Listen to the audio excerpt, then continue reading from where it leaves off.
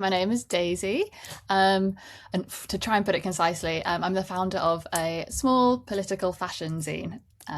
It's trying to challenge a lot of the bad stuff that's going on within fashion.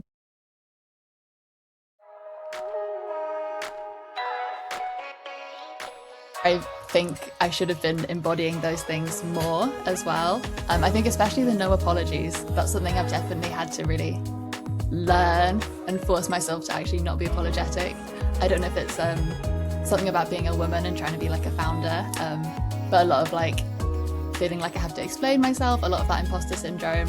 I feel like it's a shame a lot of people experience it, but I've definitely had moments where I've almost like thought I'm not good enough, basically. So I'm trying to overcome that.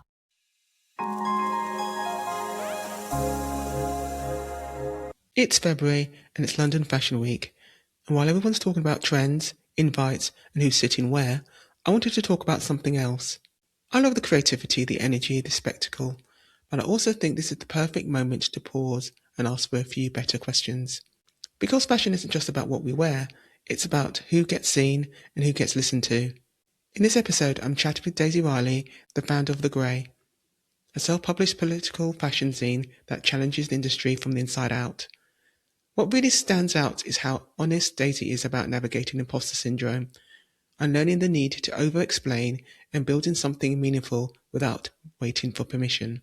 We talk about the difference between following fashion and actually loving it, using fashion as a language, and why community, collaboration, and speaking up matter more than fitting into an industry that was never designed to include everyone. This conversation feels like a reminder that you're allowed to take up space and you don't need to apologize for it.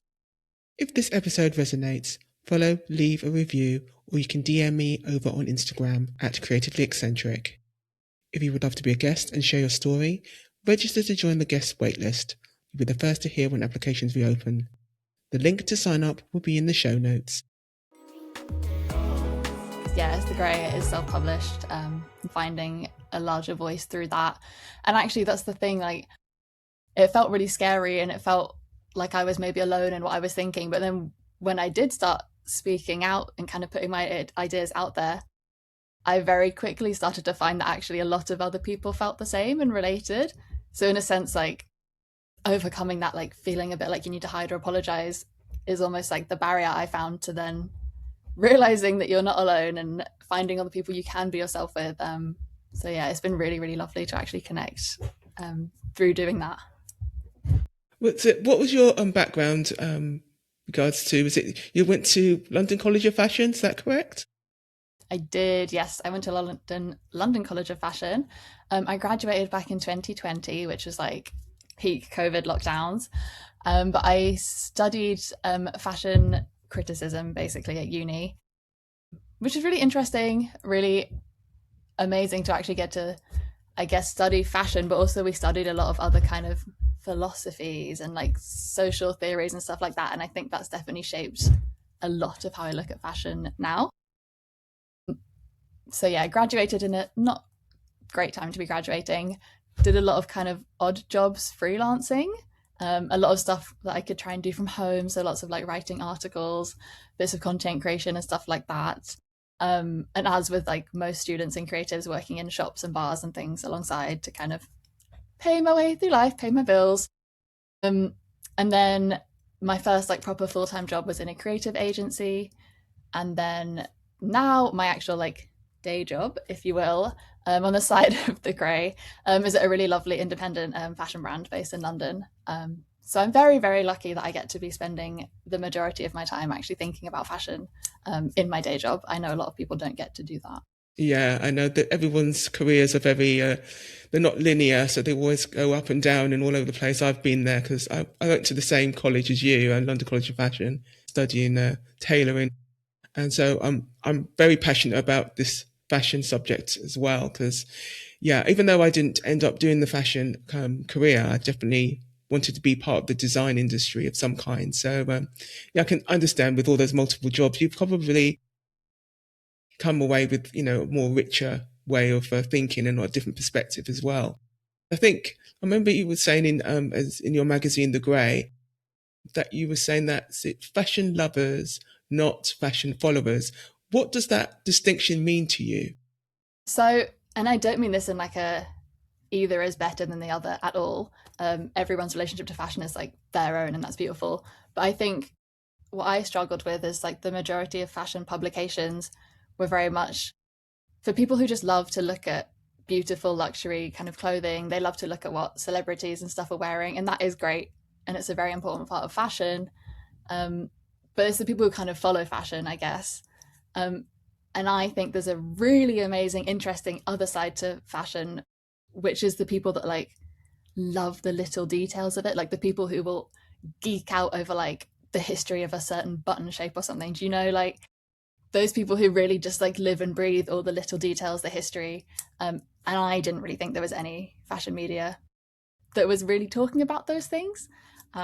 So I kind of wanted to, in part, fill that gap and actually dig into some of those things, and also look at it from that like more critical societal view, because it's so interesting from that perspective as well. Like I always kind of think of fashion as a bit of like a universal language. Like if you do love it and you want to read into it and think about what it all means and where it all came from, it just tells you so much about people. So that's kind of what I mean by that statement. Yeah, definitely, because fashion can go in many directions, and I think you can just tell when people aren't passionate about something. And I think maybe that's probably why you started your magazine, your newspaper, and your publication to get out there. And I think you do other things as well, don't you? You do events, and with similar kind of, you draw in that crowd of people who are definitely passionate and not followers. So, and I've always been interested in kind of self-publication, and was been fascinated with it as well.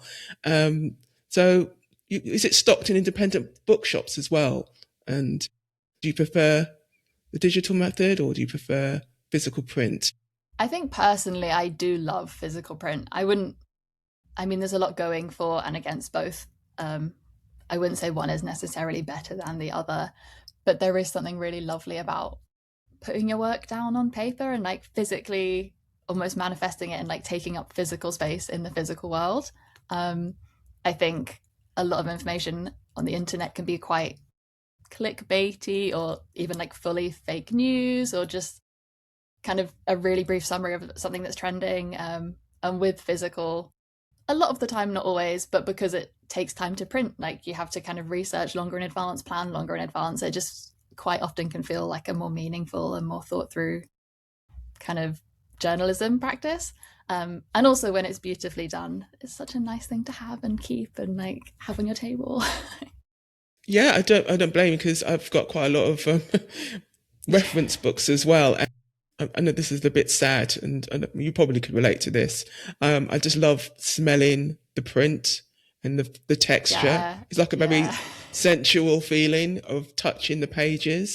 Anytime I that first initial open of the editorial, it's just there's nothing like it. Don't get me wrong. Yes, like you say, digital has its place, but the physical kind of, you feel more a part of the process, even though you didn't create that magazine. You kind of feel like that first initial burst of energy is really, really interesting to me. So, also about the fashion side of things, sometimes we could say a bit frivolous to some people or a bit brutal. What did you realize the first you realized you wanted to challenge that narrative rather than participating in that way of thinking of the fashion industry? I think the I'm gonna go way back now and do like a life history. So like I have an identical twin sister. So for us, like I think from being like babies almost, our parents were like, no, we're gonna dress you individually, you're different people. And we took that on and then we both love fashion and like work in fashion now. So I think fashion was always something that was about deeper things, I guess, to both of us. I think with that background of like growing up with fashion as kind of my only way to differentiate myself. Like she has literally my face and my voice and everything. When I started studying it and working in it, I was actually just like so disappointed and disillusioned, and like it just wasn't everything it was built up to be. And the longer I was working in shops or like doing this internship or this unpaid this and that, like day on day, it was just like more and more disappointment and more anger. And then I think graduating into COVID, looking at the fashion industry's reaction to everything that was going on in 2020, it was almost just like a boiling point, um, of just like, this is just not good enough. And I can't find anyone who is doing it the right way. I'm just going to start doing it, basically. Um, yeah, and see where it goes.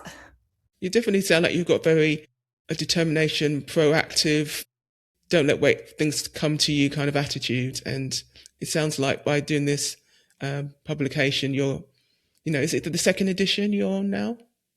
In addition, yeah. Well, congratulations. Thank you. And there must be so many moving parts to that. So, any tips on if someone wanted to create their own magazine? Anything you've learned on the way, what you would do, what you might do now differently? Definitely have learned a lot, like even little tiny things. Like I was like, oh, we're going to hand bind all of the editions of the first issue. That took like months. Like it was such a wrong decision. But I think kind of bigger learnings. I mean, number one, it probably sounds really obvious, but just like collaborating, finding people you trust and whose creativity gets you feeling creative and excited. Like I'm quite bad for sometimes working in isolation a little bit, and it's just not it's not as fun, it's not as good. Your ideas are better when you can bounce them off each other, and get excited about things. And also like fashion is very notorious for kind of burnout culture, and I don't want to like be part of that and contribute to that and promote that. um and then I guess one other, it's probably not even a tip, but to just start and like just put your work out there. um I know a lot of creatives are perfectionists and want to put out like their best possible work, but also if you sit on something forever, like you will never get where you want to go with it because you won't show anyone. um, Yeah, I get that. We all, as creators, we tend to do that. And also we're not one island. We always think we can do everything. Like you say, that will lead to burnout eventually. So, yeah, I'm glad that you've taken on this huge project, but it's not going to be a challenge to you anymore now that you've got people who will support you in who are similar into your ideas and your magazine. And sorry, I keep on calling it a magazine. Is it a magazine? yeah, I'd say zine probably, but A yeah, zine. magazine. Thank you very much. Thank you for correcting me. 'Cause I was thinking different publications out there. The zine that you're creating is collaborative and it's supportive. So it sounds like a great opportunity, and I'm definitely interested to see how you take it, how far it goes. Thank you. There's a question I want to ask you about, and I've asked a few people in the podcast. When you've felt ever over-explained or tokenized, have you ever expected to speak up more about that about yourself? Has anyone felt like they've tokenized you in your career? Maybe, yeah. I mean, it's difficult to know, I guess, sometimes. But there have definitely been times where I've been in a room and I've been like the only woman or the only queer person, or like I have a long term illness as well. And sometimes I'm like, I'm definitely the only person in this whole business with like a disability. And it's, yeah, I don't know. It's sometimes tricky in those spots to, yeah, like I say, know for sure. Um, and then I always have this internal debate like, it's really good that I am in the room, but then am I just here for appearance? Are people actually listening to me and taking me seriously? So yeah, I don't know. It's a tricky one. Yeah, it always feels that you're been invited, but you kind of feel like you kind of been like one of those tick boxes. Okay, do we have someone who can represent this particular category of people? And you think, yeah, it's a kind of a double-edged sword. You think, yes, I need to be here to represent, but at the same time, you can't take on everybody's. You can't represent the whole of womanhood, for example. So, but yeah, I get that. Um, I think so many people feel fashion isn't for them.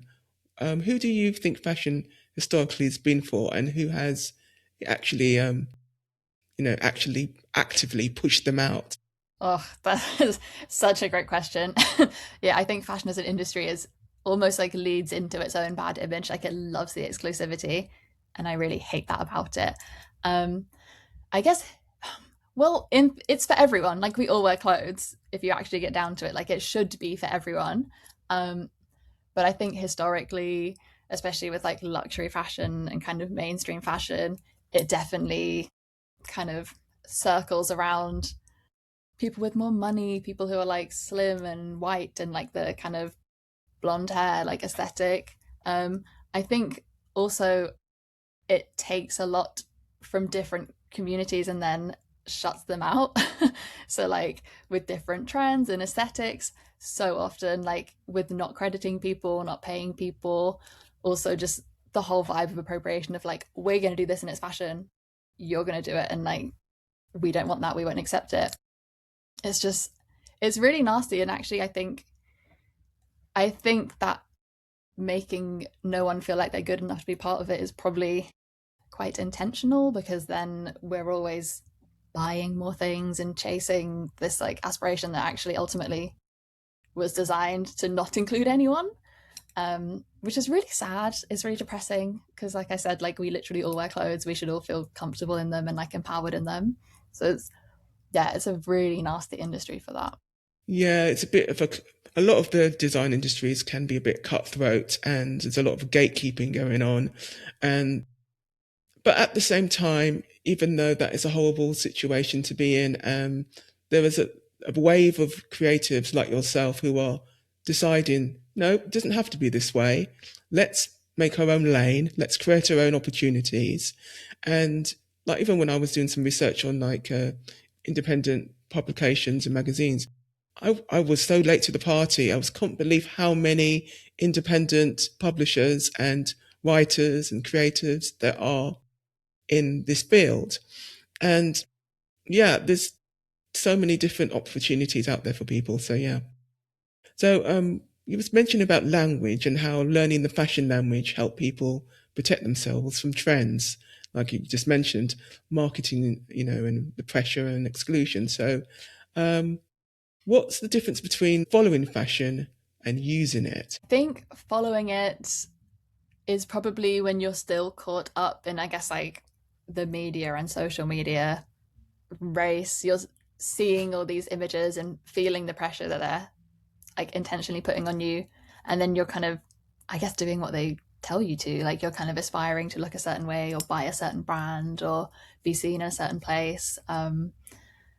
And then I think on the flip side, when you're actually using fashion as more of like a tool or a language, I think of those as like the alternative people or the queer people or the people who are like using fashion in a way that maybe other people don't like, but it makes them happy, it makes them comfortable, and it expresses like who they truly are. Um, and that I think is such a beautiful and joyful thing. And you don't have to be super crazy out there alternative to be using fashion to express yourself. Like you could be very minimal, and that's like what you feel you're best in. But I think as long as you know you're dressing for you, I guess you're not feeling all these different pressures of like, I know women, for example, get just bombarded with all these pressures, and it's like figuring out what you like to dress for you, not for other women or for men or for like your boss. Or that's really the root of like what I would love everyone to be able to do, because it does feel so empowering when you're just wearing something that you're like, this is my true me and I feel amazing and I don't care what anyone else thinks about it. Is there anyone that you could resonate with regards to, in the industry that who are doing things differently and that you can resonate with? Is there anyone that you look up to in the industry? I mean, as you've said, like when you actually do start looking into it, there are so many people doing these amazing things that are just flying under the radar. So I probably have like endless people I could list. So there is one, it's a duo of two friends actually, but they're called like Alterist, and they organize kind of community and sustainable fashion pop-ups around London. So it'll feature loads of different independent designers who all work with like sustainable materials and dead stock materials and reworking, which A is amazing to be completely this like sustainable marketplace. But also the way they organize is like is very much the antithesis of the very exclusive kind of not for you fashion. They do these really amazing pop-ups with like interactive workshops and are so friendly and have DJs. And like when I first met them before I'd done any markets or anything with them, it's just immediately like, hi, welcome, like what do you do? Just like really happy to meet other creatives, no sense of like being competitive or exclusive or anything. And that's amazing. So I love them. Yeah, it sounds like it's not just a case can you walk the walk, talk the talk. It's all like having this facade of pro this and we're kind of environmentally sustainable, but you don't actually communicate and that in real life. You can easily put this facade on. And it sounds like those are the type of people that hopefully you can collaborate with. And I'll link their details in the description. So if anyone's interested in to finding out more about them. So brilliant. But yeah, I was saying about that people that inspire you. There's loads of creatives that, especially in the fashion industry, I love Alexander McQueen is one of my favorites. And I think he was one of those first designers who wasn't afraid to experiment. And but yeah, I know it was haute couture and it was expensive, and it was seems like it was a world away from everybody who could wear clothes. But I think he pushed the boundaries, and I think obviously we've got Vivienne Westwood who were very political, and but yeah, there's so many different artists out there in the past and present. So Yeah. No, they're love doing good both things. of them. British icons. Yeah, both did so much good and said so much with their designs. So yeah, Yeah, agree. and paved the way.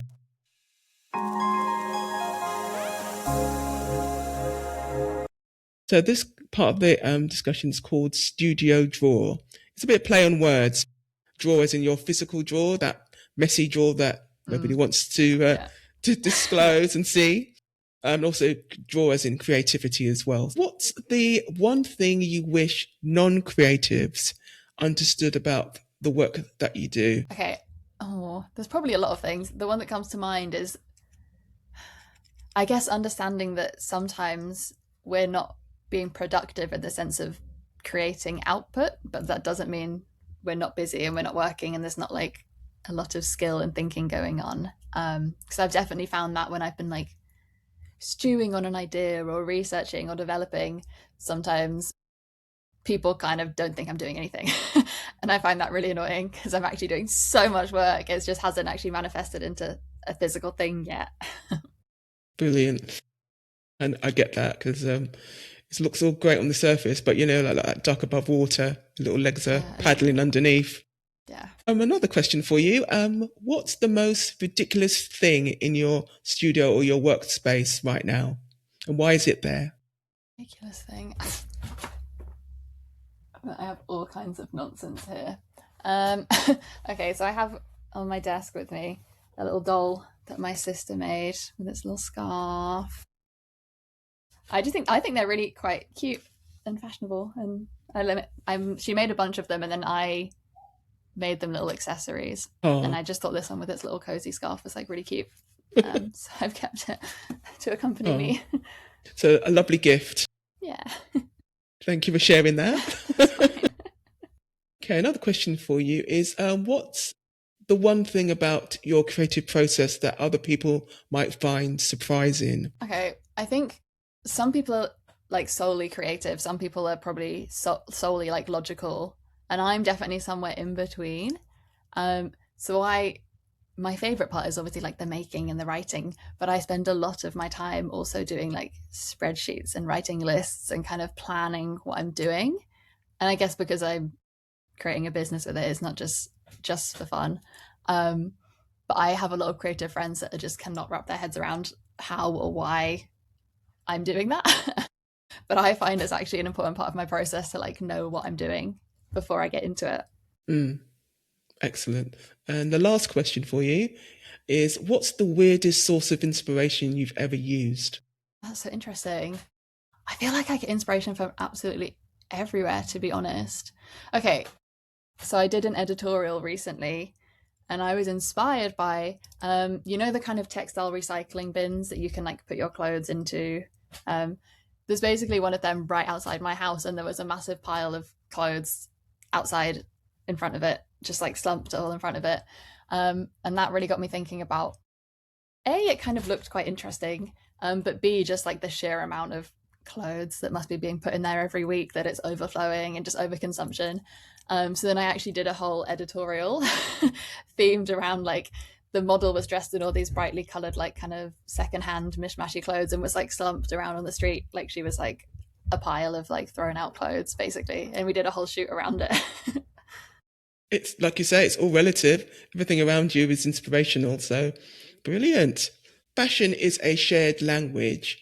What happens when people start speaking on their own terms? Wow. Oh, that's a really nice question.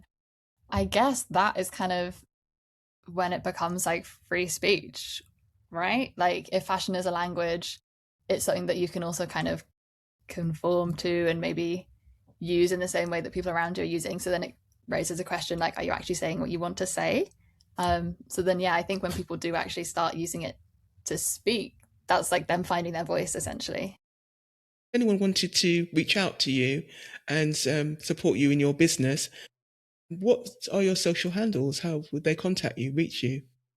So on Instagram and TikTok, just the Grey Zine. But yeah, then from there you can find like my email if you want to submit or just say hi. You can go to our website if you want to buy anything or read anything. So yeah, socials is the place to start. Brilliant. And thank you very much, Daisy. This has been a wonderful conversation, and I probably wanted to go a bit further, but you know, so many hours of the day we can talk about this subject. But thank you very much for sharing it, and thank you very much. Oh, thank you so much. They're all such interesting questions. I love to get the opportunity to talk to someone else that's interested in these kind of things. So it's been really nice.